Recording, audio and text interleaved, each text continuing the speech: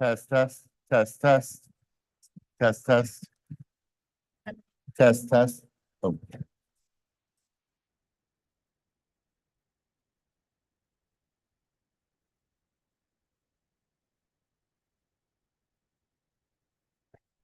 Test, test. Okay.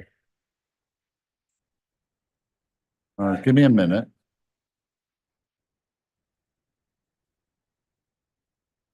Where did my phone go? Hey, everybody, we're gonna start in 1 minute. Yep.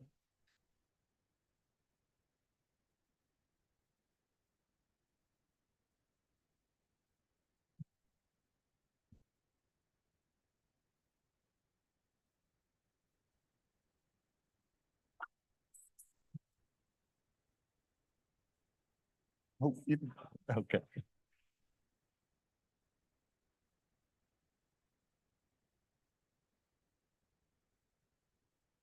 Okay. Good afternoon, everyone. Welcome, everyone. We're gonna get started, and we're gonna start with Bill over here with our virtual group so that we can start the Zoom room with all the folks who are in the virtual room, and hi out there to the folks in the YouTube space. Bill? Thank you, David. My name is Bill James. I'm an ATIA Strand Advisor, and I am delighted to be moderating this education session, both for the in-person audience here in Orlando and for the virtual attendees online. I will be monitoring the online chat and acting as the voice of our virtual audience during today's session. Thank you to Habitat Learn for providing session captioning. For those of you online, the live transcript link is available in the chat area if you would like to follow along. For those of you in the room here in Orlando, the live transcript link for today's session can be found in the Accessibility Services section of the mobile app. We have approximately 200 people in the room here today and another 190 online. So please join me in welcoming our speakers for today. I'll hand it back over to ATIA CEO David Dichter. Hey, everyone. Thank you very much. Good afternoon. I hope it's been a really fantastic first half of the day. There's obviously a lot more to do. And I want to thank you for joining us for this session, Assistive Technology and IDEA, New Resources for Schools, Practitioners, and Parents. I want to open up with a little bit of personal thoughts, so bear with me. Sometimes in our work in AT, it feels like one step forward and 2 steps backward. We often are faced with challenges of getting AT for a student on a daily basis. I know that. I was 20 years working in the Boston Public Schools as an early childhood special education teacher. No, we don't fund this. That's some of the answers. How do you know that will work? You heard that before? Well, IT said no, it's not what they support. Or simply, why? Followed by the usual ignorance and ableism that we all experience all the time. Yet, all of you, OTs, SLPs, AT specialists, teachers, parents, and especially self-advocating students with disabilities, what do? We persevere. You persevere to battle over the funding. So you go out and you buy something or use your own product or use whatever you can find to get AT, because we know, you know, that what a student might need is really about getting them educated. Their education depends on a lot of this technology. We know what the law is.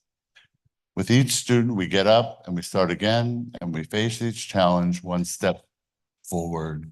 And sometimes some amazing wins, and backwards, hopefully less often. Never defeated, but sometimes disappointed. We do whatever it takes, and that will continue regardless of whatever anybody does. But this week, we took 2 or 3 or maybe even 4 steps forward. We have a new set of ammunition, a new set of words, a new arsenal at getting AT for students in the public schools of America. And that's important, and it's amazing. And I want to thank Glenna for helping to make that happen. I am honored to introduce Glenna Gallo, the Assistant Secretary for OSERS. OSERS is the Office of Special Education and Rehabilitative Services. She has an incredible background of being the Assistant Secretary for Education for Washington State, for being the Secretary of Education, Special Education for the Utah State Board of Education. We are honored to have her here. This week, this AT guidance that came out, it's not ever in my lifetime been done from the Department of Education. It is a support to all of you and a support for you to go out there and use it to advocate, which you do every day already.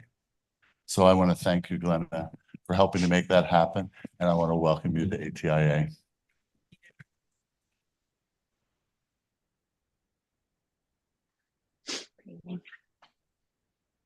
Thank you so much for having me here. I'm really excited to speak to you as a group of practitioners, researchers, and the people who make things happen for children, youth, and adults with disabilities. I have spent a lot of time in leadership positions in special ed, but I have to say at my heart, I'm a special ed teacher. I'm a person with a disability, and I'm the parent of 2 adult daughters with disabilities. And so all of that colors the way I interact with the world, the way I lead, and my vision for how we're going to move forward. But I do want to let you know that as I go into this presentation, I am not the expert in these matters. So I am not coming at it from an expert role. I'm coming at it from those other roles, and look to you to bring the expertise that we need to keep moving forward. So just really quickly, we are going to focus on the guidance that came out on Monday from the Department of Ed. We had the National Education Tech Plan and 2 guidance documents that came out of our office with the help of my colleagues who are in the room today and some who are back home in DC. But we have the Dear Colleague letter around the use of assistive technology, and then the myths and facts document around assistive technology. What I'm hoping we're going to do today together in the next hour is really look at and understand the purpose of that guidance so that you can use it in the most efficient and effective way possible to make changes in your roles and the work that you're doing, as well as discuss and think of ways that we can work on things together and expand the vision that we have for how assistive technology can be used more effectively and increase the use across education, communities, and the workplace. And then we're also going to look at who do we need to interact with? Who is not part of this conversation, or who do we need to bring into the conversation to continue to make the rapid improvements that has happened in the field with assistive technology and continue to learn and grow? So that is a lot that we have planned for the next hour. So ready? Are we ready? Okay, just making sure. Because I recognize I got you after lunch. Now, I am fresh off a plane from DC and fully caffeinated. So you're going to have to keep up with me. So I want to start with Raise the Bar, Lead the World. I have the great privilege of working for an administration that is leading for equity, starting with Secretary Cardona, who has a vision for leading the world with our education system. And he looks at it very simply from these 3 areas: achieving academic excellence, boldly improving learning conditions, and creating pathways for global engagement.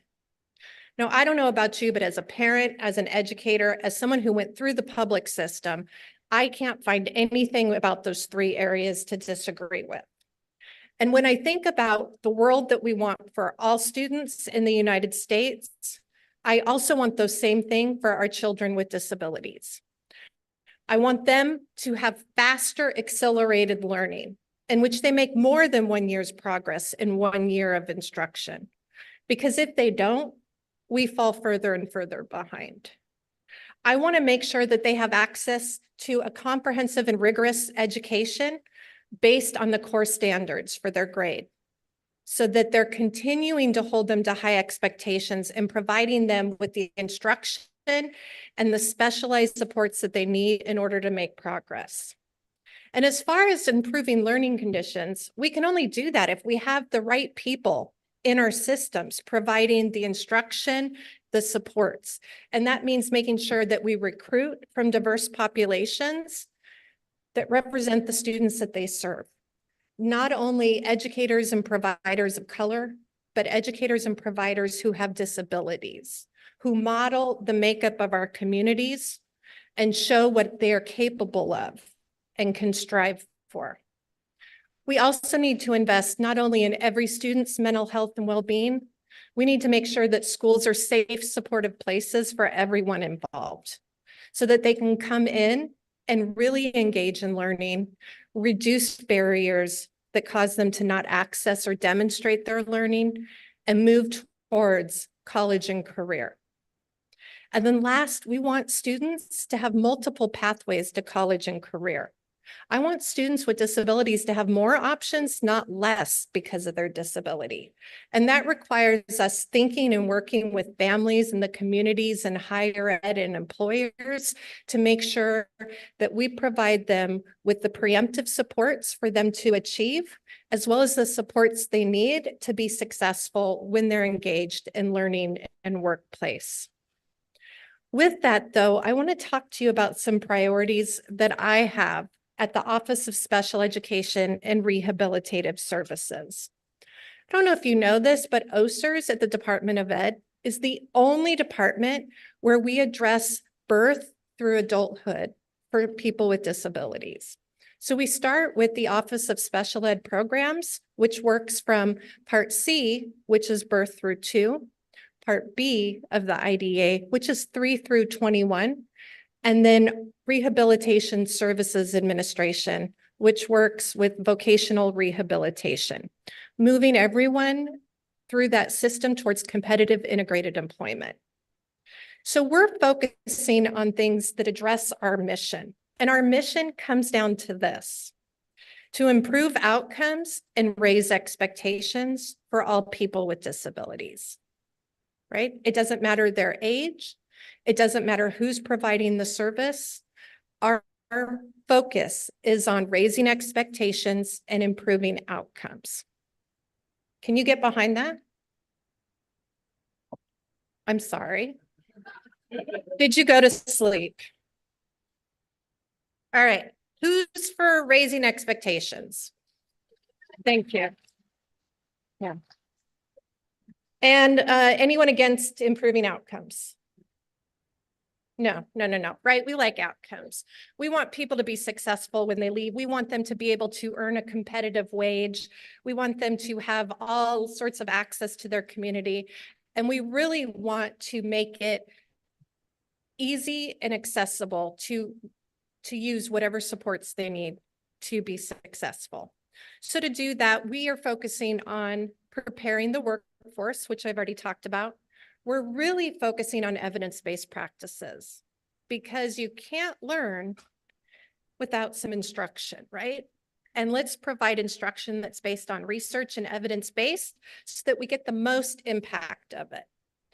And then third, the one that you probably care about, and the one that I'm here about today, that you care about the most, I think you care about all of them, is accessible technology. Accessible educational materials, assistive technology, all of those things. And so that's really what led us to why we released this guidance, is that was one of our key priorities of this administration that has been supported from the president and the secretary and the department and my fabulous team at OSEP and RSA, who contributed to the documents that we're going to talk about today. Also, we're working on how do we engage stakeholders, including diverse stakeholders and people who use the technology themselves. And then last, how do we use resources in a different way? Not only how do we get more funding to provide these supports, how do we use the funding and the data that we have more effectively? So with that, let's jump into the AT guidance. So I kind of foreshadowed this, but we really came together with this collective purpose.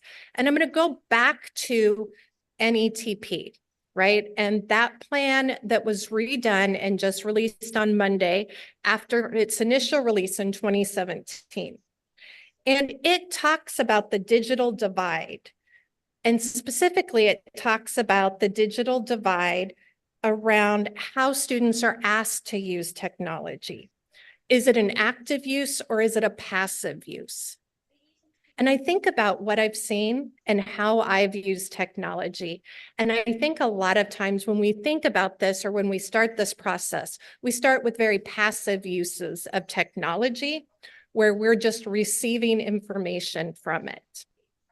And what we want to do and what the NETP talks about as part of the examples and strategies include is really moving towards an active use where students are also using technology to engage in learning, to explore, to analyze, to demonstrate their learning and have that active voice. We want to make sure that we see clear expectations, high expectations around learners, that we want to build the systemic supports that allow students to be co-designers of their learning and implement measures of success that are aligned with the goals and the outcomes that we're seeking. So with that, our document is a complementary document to the NETP. We want to increase those expectations because we don't ever want someone to say that child, that youth, that adult can't do something because they have a disability. The issue is what supports do they need to be successful, not how do we reduce that requirement so that they can be successful. We also want to make sure that people understand the federal laws that are there in place to help us move forward. But I want to remind you, we don't follow the law because the law exists. We follow and implement and leverage the law because it espouses the ideals and the rights of the communities that we're serving. The rights of children with disabilities and their parents, and the rights of adults with disabilities to have access to their communities and a competitive integrated workforce. We also want to dispel those common myths that we see, and I'm sure you have many more that you can add to some of the ones I'm going to share with you. I want to provide examples of active use of assistive technology, and I want to talk about ways that we can map technology and provide multiple access points. All of that is really, though, for one primary purpose, to increase access and use of assistive technology for people with disabilities, to reduce barriers and increase opportunities, and we want to do that to improve outcomes. So this guidance is out there for a wide variety of people, and you are probably most of the people on this list.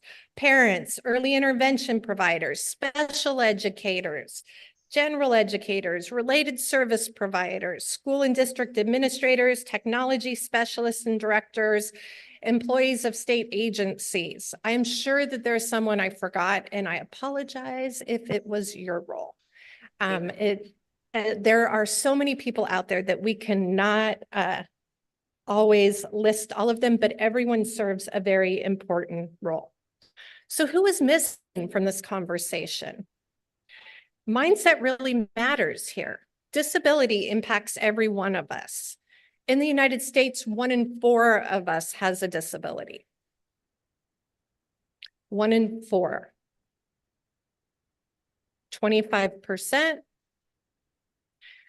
And you can see Potentially on the right side, the different types of disabilities that we see in adults. We have 12% who have mobility issues.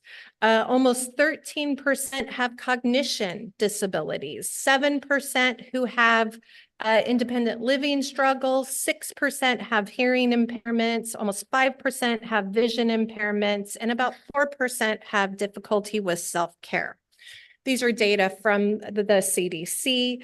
And recent over the last year. I think this is really important because it really shows us that the way that we approach working with individuals with disabilities is not the way that we perceive or that we experience disability in real life. When we're working with school-age population, we're generally working with about 10 to 13% of the population that has disabilities. But by the time we're reaching adulthood, we're at 25%. And as individuals age, that rate increases. And so really we need to build a system, right? A community that is forward thinking and creates the supports that need to be available. Many of you have probably heard the disability advocacy phrase of nothing about us without us, right? And in doing some research, I'm starting to hear this change to nothing without us. Because it's so many of us. We have to be involved in all aspects. And again, these are things that you know, but how are we involved in this AT progression from the development of a design, the pilot testing, this continuous improvement effort and process to make something work better, implementation, seeing if it works, and then either replicating it and scaling it or going back to the drawing board and making changes. And why is it that sometimes when we think about assistive technology, we think about it as an all or nothing, as we tried something and it didn't work. Therefore, we don't need it, right? And there's really so many things that we need to do. So the document that we're going to talk about today has kind of two main areas. The first is the Dear Colleague letter that was co-signed not only by me, but by the Assistant Secretary of the Office of Planning, Evaluation, and Policy Development, or OPEPD, which is what houses the Office of Educational Technology. We also have 5 main areas that are in the document, the myths and facts. The requirements of AT, common myths, about devices and service, common myths, about deploying devices, AT requirements under IDEA for Part C, and then myths about myths about costs and funding. But we're really going to group them into 4 key messages. First, assistive technology improves outcomes. Second, assistive technology transforms learning and reduces barriers. Misconceptions lead to the underuse of AT. And last, successful AT practices have strong infrastructure supports. So let's start with IDEA. And I already kind of hit on this, but IDEA, the Individuals with Disabilities Education Act, governs how states and public agencies provide special ed services to more than 7.5 million children with disabilities, starting with Part B, which is 3 through 21, as part of an IEP, Individualized Educational Program, in which they're entitled to FAPE, a free appropriate public education, and Part C, which is our infants and toddlers birth through 2, who receive services on an IFSP, the Individualized Family Service Plan, and they receive early intervention services geared to help them and their family enhance their development in the natural environment. So just a little quick primer on IDEA. So IDEA defines assistive technology as both a device and a service. The device means any item, a piece of equipment or a product, whether you bought it off the shelf or you made it yourself, that is used to increase, maintain, or improve the functional capabilities of a child with a disability. The service is any service that assists the child with a disability in selecting, acquiring, or using it. That means evaluation, purchasing, leasing, or otherwise providing, selecting, designing, fitting, customizing, adapting, right? All of those things. Coordinating the use with therapies, training or technical assistance of the family, the child, or providers. All of those things go into the IDA definition. So when we talk about AT in that framework, we're talking about these two things. So what is required? So every time an IEP team develops an IEP, which we know is at least once a year, the IEP team has to consider whether the child requires AT devices and services. And what that means is they have to consider it. They have to have a conversation. It doesn't mean that they simply check no, device not needed, and they move on with the conversation, right? And if the device and services needed for the student to receive FAPE, then it has to be provided by the public agency at no cost to the parent. That is for Part B, ages 3 through 21. For Part C, that birth through 2, there's a similar requirement.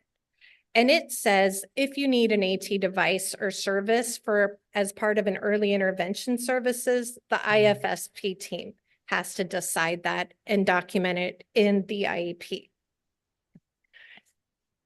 I think that a lot of us have sat in those meetings or we've heard about those meetings and we know the way that those conversations occur.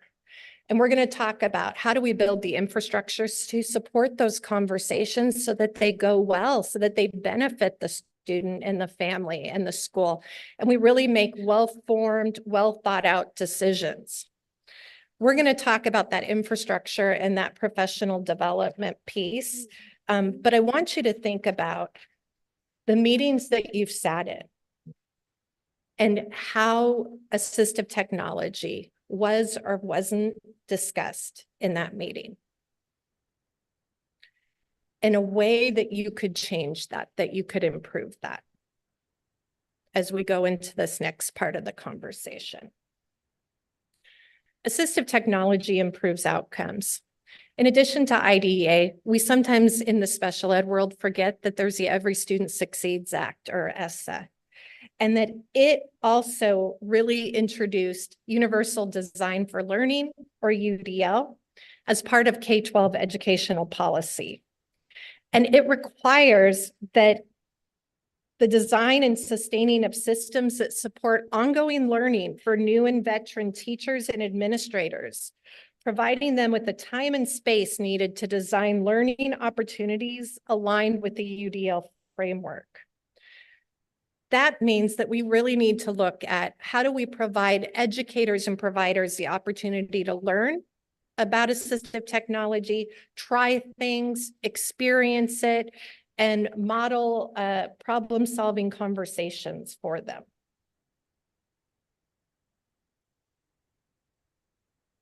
One of the things, before I go on, I'm going to talk about AT devices and service improving outcomes in multiple settings. But I started off this conversation by sharing the fact that I'm an individual with a disability. And so I was the child of military family and moved frequently in my younger formative years. And so I was not actually identified as having a disability until I was a junior in high school. My mom had requested an evaluation for me several times for a speech language impairment. Anyway, I was evaluated in high school. I was identified as having a speech language impairment and I was placed on an IEP.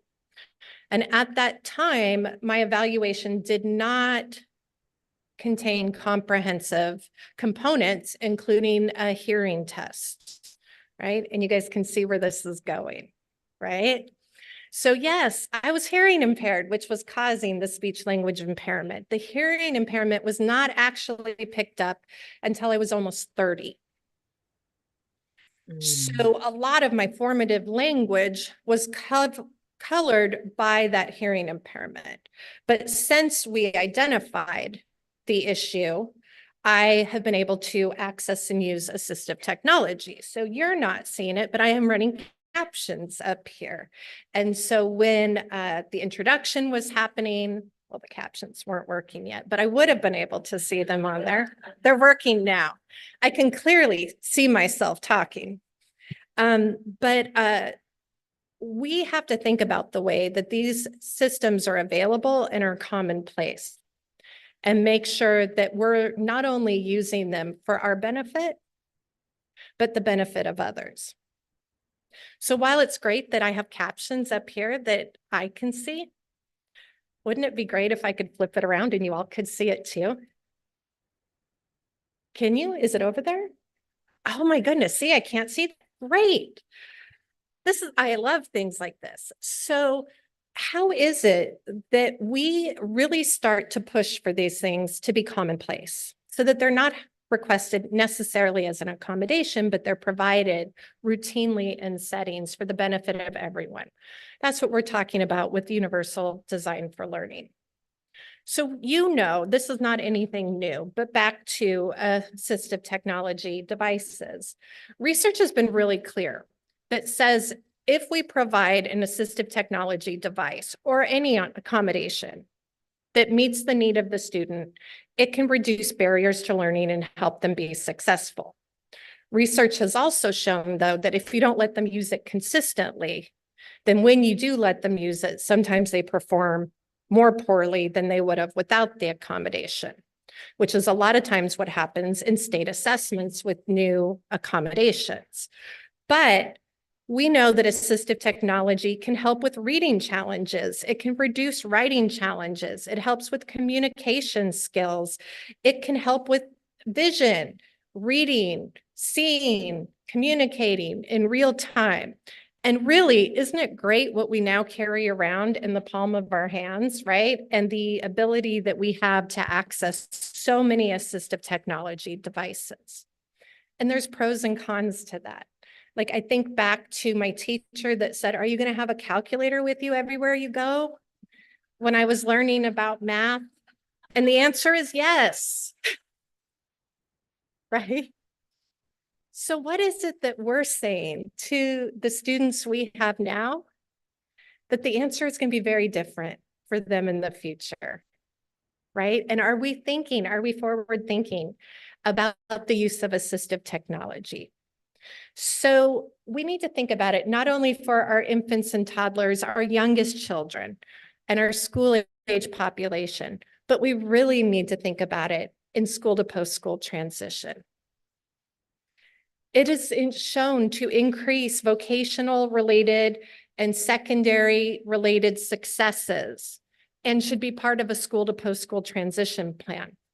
We know that with the use of ongoing assistive technology, we have seen more people enrolled in post-secondary education, whether it's college, whether it's training.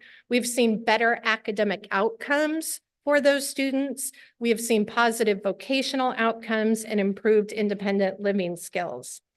We also know that with the collaboration between schools and Voc Rehab, there are multiple opportunities to identify these supports that are needed for people to have access to employment. Employment, when I talk about competitive integrated employment, I'm really talking about above minimum wage, able to earn a living wage, and working with peers without disabilities. So with that, let's talk about some ways to transform learning and reducing barriers. Think back to some of the barriers that you faced, either in school or in work, and whether you continue to face those or if you have found an accommodation or a service or a provider. When I think back to the implementation of technology, right? And I'm going to show my age here, and some of you are going to be in this time period with me, and some of you won't know yet what I'm talking about. But I was in the era of boom boxes, brick cell phones, beepers, Walkmans, Discmans, right? VCRs, right? Getting to all of these things now to where we hold a computer in the palm of our hand, almost on a minute by minute basis in our waking hours. We can run captions real time. We can access basically anything on our television and run captions. We can communicate and see people through phones and computers. There are so many things that I'm not highlighting because I'm highlighting the things that I'm most familiar with as a user, not as an expert. But let's think about where we are now and how much has changed just in 20 years, in 10 years. And how can we guide the work with the creators and the implementers here so that we continue to remove those barriers? How do we plan proactively around accessibility rather than taking steps back and retrofitting? How frequently, how many times do we have to do that before we realize that there's a step that we're missing during the design? So are we using universal design? Are we bringing in the people who are going to be the users of the programs and the devices? And are we getting their input? Are we making sure that everybody can benefit from this work and decrease the barriers and the stigma around the use of accommodations? And then how do we really just sit down and talk and say, I don't understand this. How does that work? Right? And how do we address when students question why some people have other things that they can use and they don't? And do we address that like there's a stigma or it's a secret? Or do we address that as part of a comprehensive, healthy conversation about differences for people, or making sure that everybody can access what they need? That isn't a new concept for you, but I have to tell you, I had a bit of an issue yesterday. And I'm going to share it with you because I think it's a great opportunity for learning. And now this issue is going to be maintained in perpetuity, apparently on YouTube. So I am going to break that barrier, the embarrassment barrier. So we released our AT guidance on Monday. A big celebration. We were at the White House. We had users of AT come. We rolled it out with the tech plan. And as part of that release, it goes through an accessibility check. It goes through a lot of accessibility checks because when you tell people that one of your priorities is accessible materials, and they can find you using non-accessible materials, they are really going to tell you. As they should, right? As they should. We should walk our talk. So somebody reached out to us yesterday and said, these materials are not accessible. And we were like, what? And I said, oh my goodness, okay. They sent me a picture that says the screen reader won't work on it. And I said, okay, I don't know what happened. We believe these materials were accessible. We took steps to run the accessibility checks that were available. We put them out in a way that we thought would be accessible to everyone. And something has clearly happened, and that is not okay, because it is not on the end user to make sure that everything works. It's on me as the developer to make sure that my materials are accessible to everyone.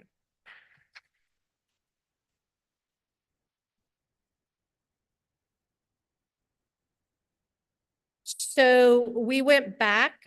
Some people were great. They helped us put it through additional accessibility checks. And what we identified was that for some reason, when we ran it through the Chrome browser of Adobe, it would work.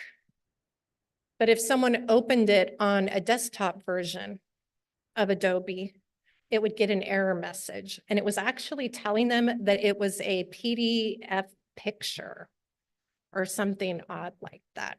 And it wasn't, it was just text. So then we went in, we troubleshooted some more, and we identified that Adobe has run some updates lately. And when Adobe ran some updates, it changed some settings that it doesn't clearly explain to the person using JAWS, right? That you need to change those settings. And then it will not work and it will not read the document and it will tell you that it is not accessible. So we have gone through that path. So now what we are working on is when we release things, how do we make sure that they go through not only our normal accessibility process, how do we try them in a couple different formats using some different types of readers, desktop and online, but also how do we provide in an alternate format the instructions that tell people about these settings? Because if we put them in the document that they can't access, it's not going to help. Have any of you guys experienced this besides my, okay. So we want you to know we're there with, and we're learning and we're getting better and we're figuring it out. But I'm so thankful that somebody called me and said, by the way, this happened, because we were not aware that that was happening. Everything we saw said it was fine. The people that we were working with who had screen readers, who used JAWS, had the other settings on their desktops and it was fine. Like it was this whole process. So how is it that we create that process, right? And go through it and test it again and again? Because if you can't use it independently, then we have failed. It's not about only doing it in a guided setting, in a safe place, in a classroom. It's about making it part of our everyday life, making it available to us, and making sure that we can use it when it comes down to the time that it needs to be used. Because it is not doing anybody any good if our AT guidance can't be accessed by everyone. And if we are showing or we don't demonstrate how important it is to us that everyone has access. So we have to look at those independence pieces, as well as where can the student use it? Can they use it at home? Can they use it in the setting? Can they use it in their communities? And how are we promoting those generalization skills?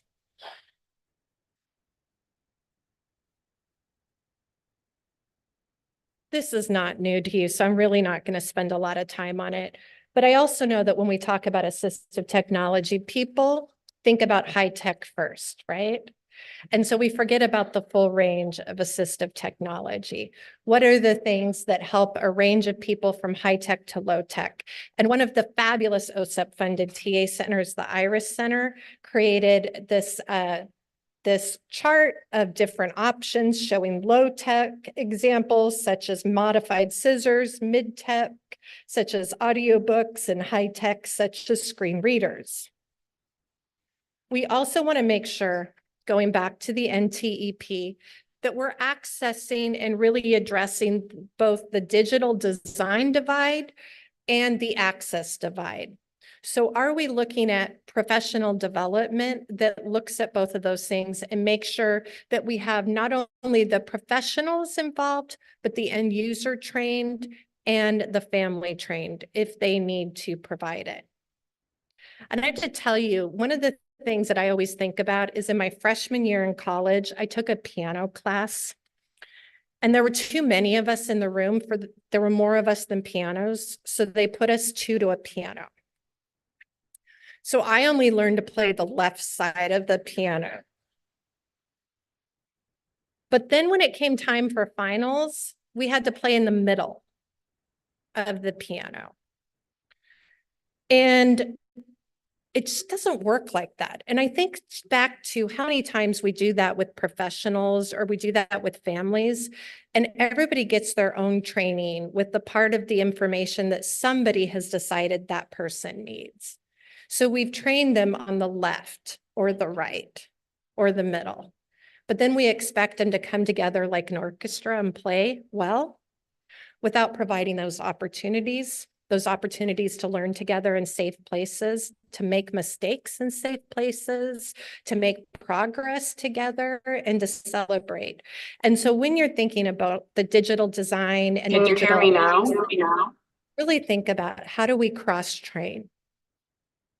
How do we get out of those siloed systems of teaching one side of the piano and making sure that we train people together?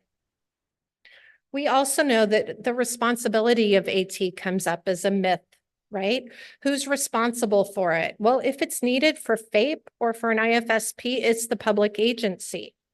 They have to provide it, they have to fund it, they have to select it and order it and provide the training. And if something happens to it, it needs to be replaced by the public agency. If a student chooses to not use it, we can't just go, oh, well, didn't work. I guess they don't get anything. We have to go back to the table and try to figure out why, which is really what happens in the world, right? If we try something and it doesn't work for us, are we just like, oh, not going to do that anymore? I mean, I think back to some of the cooking disasters that I've had before. Am I just like, oh, that didn't work, I'm not going to use the stove anymore? No, I have to try something else, right? A different recipe, a different pan. So how is it that we create that attitude in that environment? I gave you lots of resources and hopefully they'll have access to this. Okay, everything's hyperlinked in the presentation, but making sure that you're aware of the AT Act and the fact that every state and territory has an AT3 center program that can help provide devices, let people try them out, do loans so that you can make sure something works before it's purchased. That's part of the 21st Century Assistive Technology Act, and it's administered through the Department of Health and Human Services. We also have some great ed department funded programs. The Center on Inclusive Technology and Education System, or CITES. Is CITES in the room? No? Yay, CITES. Great. This is a relatively new program that also looks at how to support the provision of AT for children with disabilities or accessible educational materials. And then we have one by the Office of Labor, Disability Employment. It's called PEAT, that looks at accessible technology in the workplace. Multiple funding for AT devices. So I just gave you some examples. There's state funds and special ed funds. There's ID funds. I gave you links to letters that talk about how funds can be used. There's a letter from the Office of Educational Technology, the EdTech M2 Center, which is Education Technology, Media, and Materials Center. We have school to post-school transition sources of funding, which could weave in state, federal funds from both special ed and rehabilitation services. And we have the Workforce Innovation Opportunity Act that is also out there providing supports. So let's just talk really quickly about infrastructure, right? And infrastructure, that is a sexy word, right?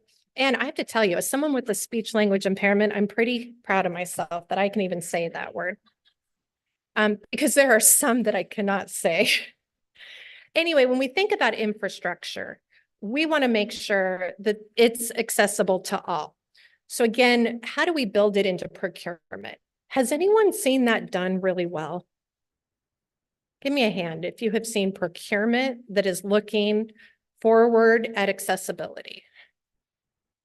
All right, I don't know if you guys are looking around, but I am not seeing any hands. I saw a couple nods. People are like, yeah, I'm not telling you.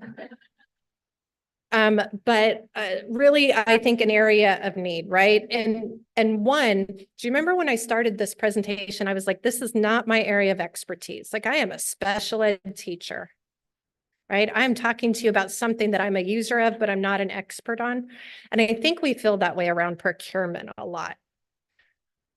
But think about what we could accomplish if procurement started to address accessibility before we were even involved.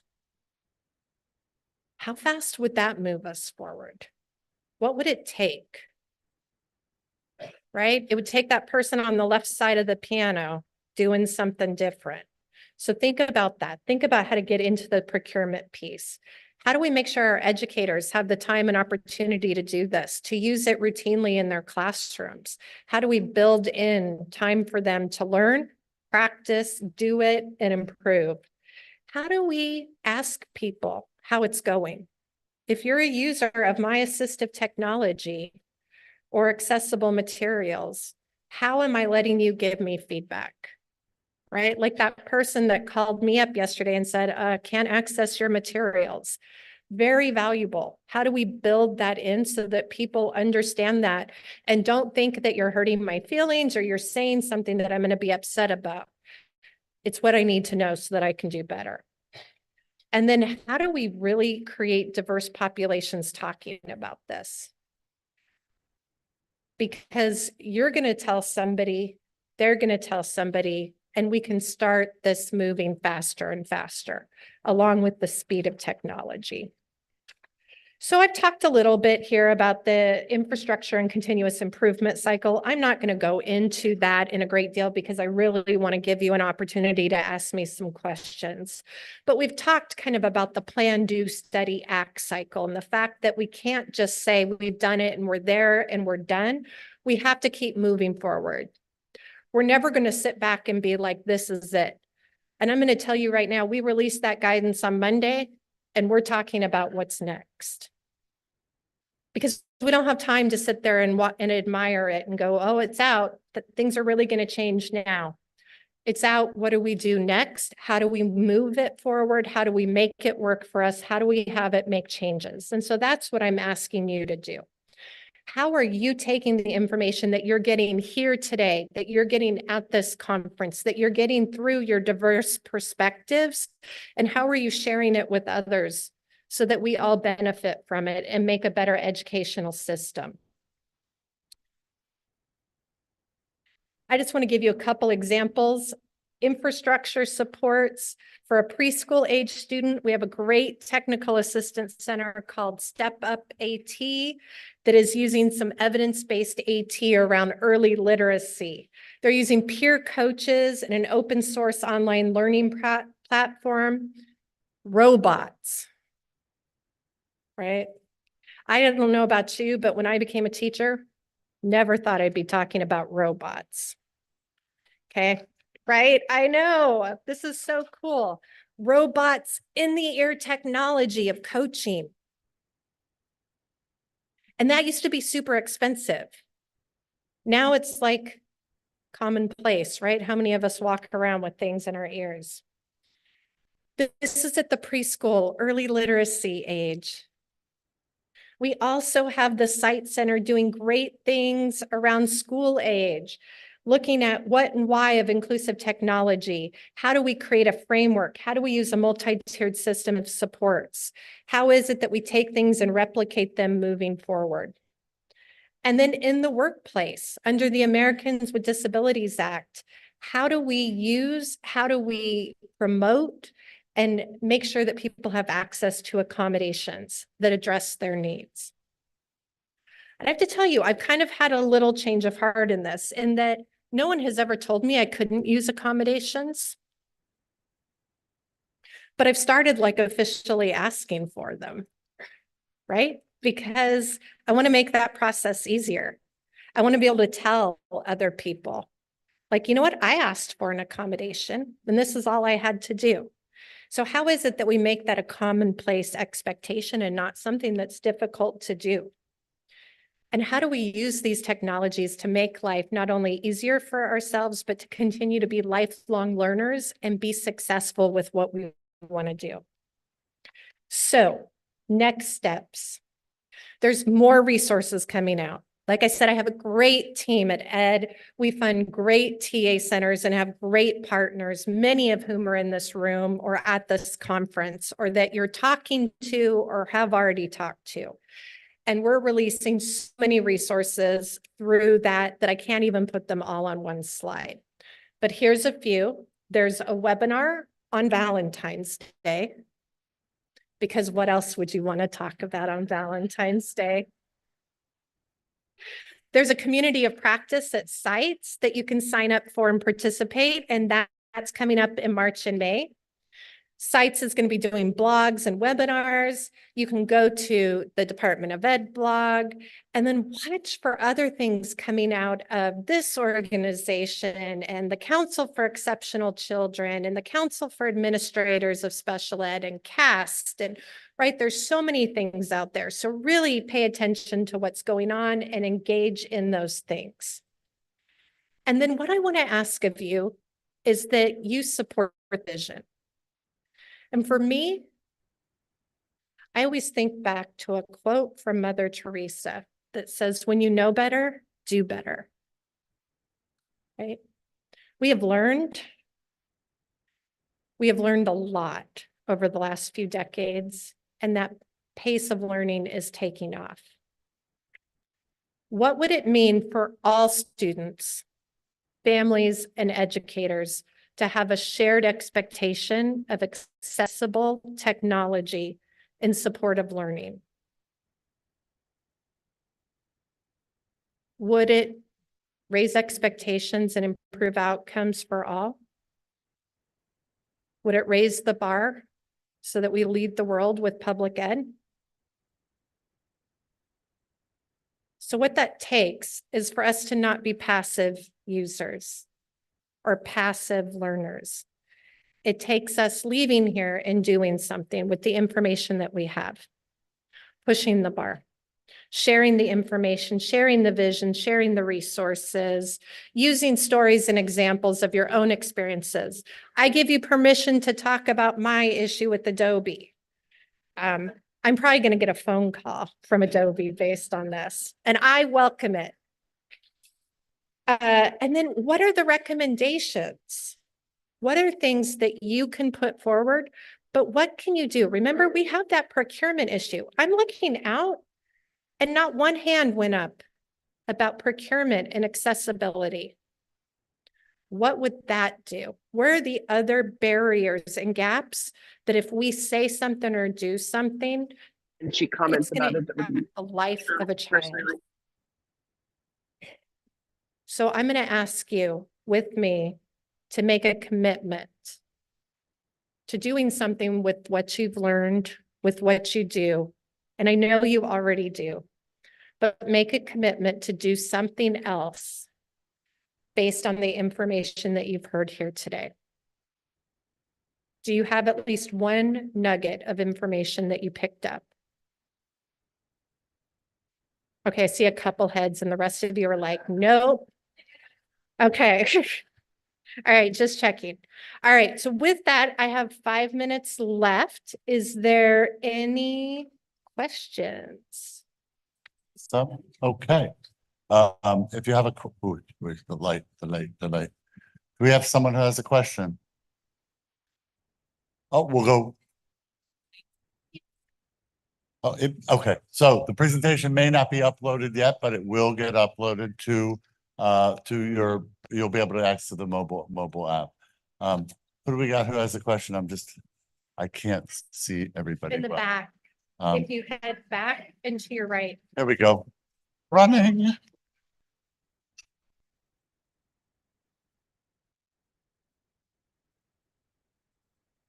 Oh, put it up. Oh, my mic. Here we go. There we go. Use that. Hello, thank you for that great presentation. I just wanted to ask, does this new act come with any new or special funding for school districts?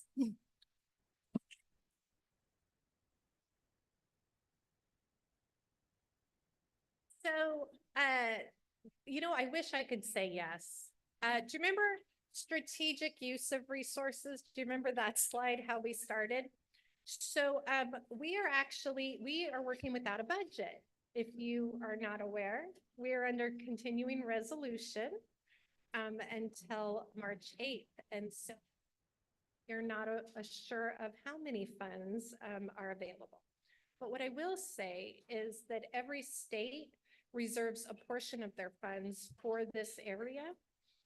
And part of that process is they apply to the Department of Ed and they provide their budget of how they're going to use those special ed funds. And one of the areas is around accessible and assistive technology. And part of that process is that they have to post it publicly and hold public hearings. And I have to tell you, I did that in 2 states for 12 years, where I was the leader for that. I can count on my fingers how many people came and provided input. We're talking about billions of dollars and how it's being spent, and people are not engaging in that process. So it's happening now because those applications are being developed by states. They're being submitted generally in May. So they usually take them public in March and April. So look for your state education agency and watch for that and provide feedback on that.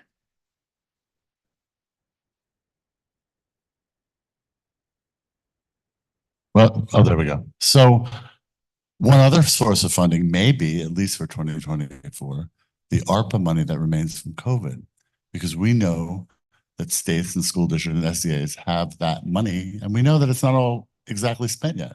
So could you guys go out, can they go out to their districts, to the LEAs, and ask for that to be spent on AT? Yes, so Emergency Rescue Plan Act funds. Another source of funding would be state VR agencies have to spend 15% of their budget around pre-employment transition services. Many states have not done that yet. So this might be an area of looking at expansion also. So Lena, thank you so much for being here, for coming here, for talking to us.